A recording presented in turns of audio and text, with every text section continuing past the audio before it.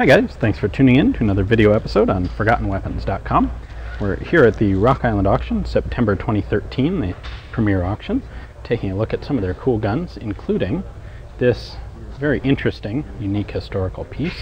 This is a Walther VG-1 rifle. However, it is a presentation model of the VG-1, which is incredibly ironic, I think. A little bit of background for you. In 1944, obviously the war was starting to look pretty bleak. German industry was starting to have some issues, and so a series of simplified rifle designs were submitted by the various German industrial companies, including Walther. These rifles were meant to arm the Volkssturm, kind of a German people's militia. And so they were subsequently named, the VG-1, the VG-2, the VG-3, etc. Well, the VG-1 was Walther's design.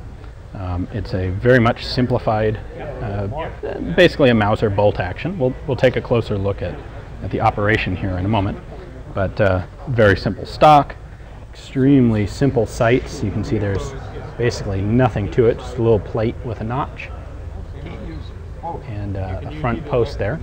The barrels were generally machine gun barrels, MG-15 or 17 or 81 barrels that had been salvaged or not ever used in aerial machine gun production. The safety here is kind of interesting. Also very, very simple. This bit just pivots. So when it's in the center like that, the trigger can move. And when you push it down, it physically blocks the trigger.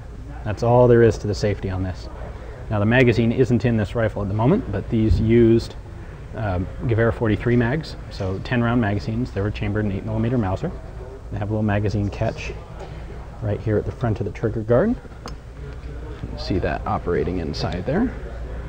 You can see the crudity of the work here, hacked out in as little time as possible just to work. The front sling swivel is another good example of the level of desperation that was being put into the manufacture of these. So it's basically a bent piece of wire, a hole drilled in the stock, and just bent open on the other side to hold it in place. Being a German type of sling, the back just has a slot cut in the stock that you'd run the sling through.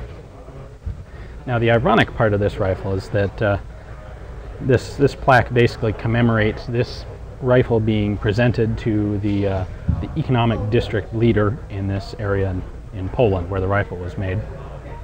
And frankly, if a rifle like this had been presented as the product of German industry in 40 or 41 or 42, I think the guys presenting it would have been pretty much executed on the spot for simply having the gall to suggest that this is what Germany ought to be producing. But by 44 and 45, this is what they really needed to be putting out, and so kind of a thumb in the eye presenting one of these to a political official. Hey, you guys got us into this and now we're totally screwed, so here, see how well you can pretend to be happy about this rifle. Alright, let's take a closer look at the bolt here. It does open just like a normal Mauser. And we'll pull the trigger, bring the bolt out. The striker is this, just a very simple flat piece of metal with two pins. There are two grooves in the back of the receiver that hold on to this. You can see again, very simple components here holding the striker in place for disassembly. At the front, two rotating locking lugs and a spring-loaded ejector.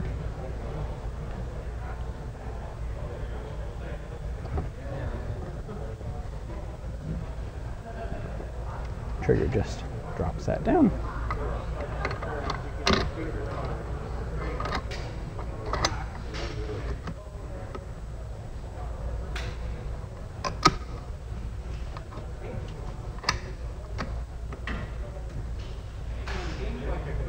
There we go. That's all there is to it. That's the Walther VG-1. This one made by DWM.